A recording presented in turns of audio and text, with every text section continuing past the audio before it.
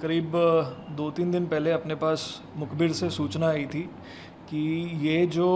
Paramedical council द्वारा एक particular centre, जो कई सेंटर्स थे उसमें एक सेंटर जो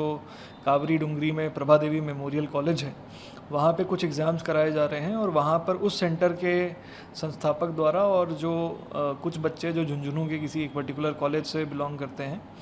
उनके बीच में कोई साँठ-गाँठ करके इन्विजिलेटर सेट करने की जानकारी हमारे सामने आई थी। उस पर त्वरित कार्रवाई करते हुए जो संबंधित दोनों कॉलेज के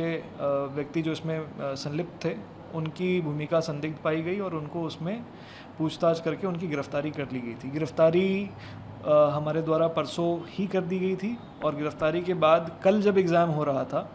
तो ये सेंटर जहाँ पर कोइंसिडेंटली जहाँ का ये मालिक गिरफ्तार हुआ था, वहाँ पर इन लोगों ने व्यवस्था अच्छे ढंग से नहीं रखी थी।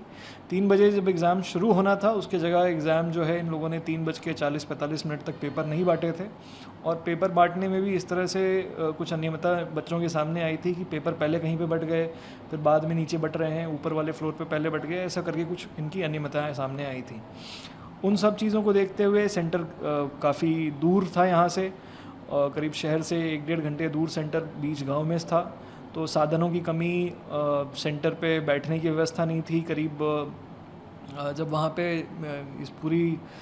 जब वहाँ पे बच्चों का आक्रोश हुआ, उसके बाद जब पुलिस का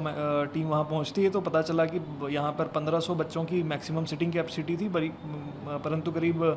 2500 बच्चों को वहाँ पे सेंटर दिया गया था। तो जिसकी वजह से उनको कुछ मेक शिफ्ट टेम्परेरी अरेंजमेंट्स करने पड़ गए थे, जो कि एग्ज़ाम्स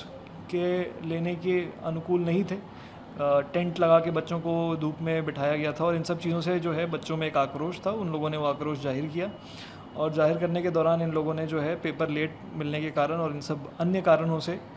कहीं ना कहीं वो गुस्सा दिखाते हुए उन लोगों ने वहाँ जो कुर्सी, टेबल और ये सारी चीज़ें थी उनके साथ तोड़फोड़ करी, कुछ को इधर उधर भी फेंका है, जिसके कुछ वीडियोस सोशल मीडिया पे सर्कुलेट हो रहे हैं। पेपर लीक होने जैसी कोई बात सामने नहीं आई थी। ये बात ज़रूर थी कि सेंटर का जो संस्थापक था उसकी भूमिका इन्विजिलेटर सेट करने में पाई गई थी, जिसको पूर्व में ही गिरफ्तार कर लिया गया था। और उसके बावजूद वहाँ पर सेंटर पे, क्योंकि सेंटर जब सेट किया गया उसमें माकूल व्यवस्था नहीं थी, तो बच्चों ने वहाँ पर अपनी नाराज़गी जाहिर की थी। और उसके बाद जब वो सेंटर पे इस तरह की व्यवस्थाएं हो गई तो उस सेंटर की जो एग्ज़ाम्स थी उसको संबंधित काउंसिल ने पोस्टपोन कर दिया है। उस दिन के एग्ज़ाम को कैंसिल करके वहाँ पर पोस्टपोन कर दिया। नहीं सर, क्योंकि आपने कहा पेपर लीक जैसी कोई बात नहीं थी, क्या नकल कराने की कोई कोशिश थी कल एग्ज़ाम में? बिल्कुल ऐसा जो हमारे सामने बात सामने आई है, इनकी जो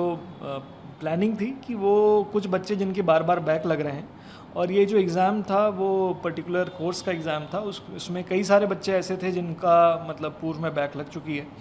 तो उनमें से कुछ बच्चों से इन लोगों ने पैसे लेकर अपने इन्विजिलेटर, उनके मनचाहे इन्विजिलेटर को लगाने के लिए इन्होंने पूरी व्यवस्था करी थी और इन्विजिलेशन वीक करके उनको चीटिंग कराने के लिए एक तरीके से आप कह सकते हैं कि ये पूरी व्यवस्था ये करना चाह रहे थे। परंतु समय रहते हमारे पास सूचना आ गई थी, सूचना पर हमने कार्रवाई करते हुए इनको अरेस्ट कर लिया था। तो इनका वो प्लान तो ख़त्म हो गया था, परंतु क्योंकि व्यवस्था जो वहाँ की थी सेंटर की वो भी अच्छी नहीं थी और एग्ज़ाम कंडक्ट नहीं करवा पाए ढंग से, तो इस वजह से उस सेंटर पे थोड़ी अराजकता हुई और अराजकता की वजह से वहाँ पर बच्चों ने आक्रोश जाहिर करते हुए वो किया और उसके बाद काउंसिल ने वहाँ उस सेंटर के जो एग्ज़ाम्स हैं उनको पोस्टपोन कर दिया, कैंसिल करके। आपकी जो संबंधित जो एग्ज़ाम करवा रही थी संस्था, उसको भी पत्राचार करा? बिल्कुल ये क्योंकि हमारे पास पूर्व से अनुसंधान इस मामले में चल रहा था और कल जब ये अराजकता हुई और सेंटर पे ये जो अव्यवस्था हुई, तो इससे जो तथ्य सामने आए हमने उसको भी जांच में इंक्लूड किया है कि कहीं ऐसा तो नहीं कि सेंटर, क्योंकि ये सेंटर उस चीज़ के लिए सूटेबल ही नहीं था, 2500 बच्चों के लिए सूटेबल ना होने के बावजूद 1500 बच्चों की कैपेसिटी में 2500 बच्चों को बैठाने से जो एक अव्यवस्था फैली, एक लॉ एंड ऑर्डर सी सिचुएशन क्रिएट हुई थी। तो हम इस चीज़ को भी इन्वेस्टिगेट करेंगे कि इस सेंटर को क्यों चुना गया था और इसमें किसी का मेलाफाइड इंटेंशन था या it was just part of negligence. और इसके संबंध में हमने जो एग्ज़ाम कंट्रोलर हैं उनसे भी हमारी बातचीत चल रही है, उनसे भी हमने पत्राचार किया है और उनसे लिखित में हम ये रिपोर्ट चाह रहे हैं कि इस तरह की व्यवस्था फैली तो क्यों फैली, और अगर इस तरह की व्यवस्था फैलने का कोई संदेह या कोई ऐसी गुंजाइश थी तो पुलिस को पहले सूचना दे दी जानी चाहिए थी ताकि law and order situation convert नहीं होता।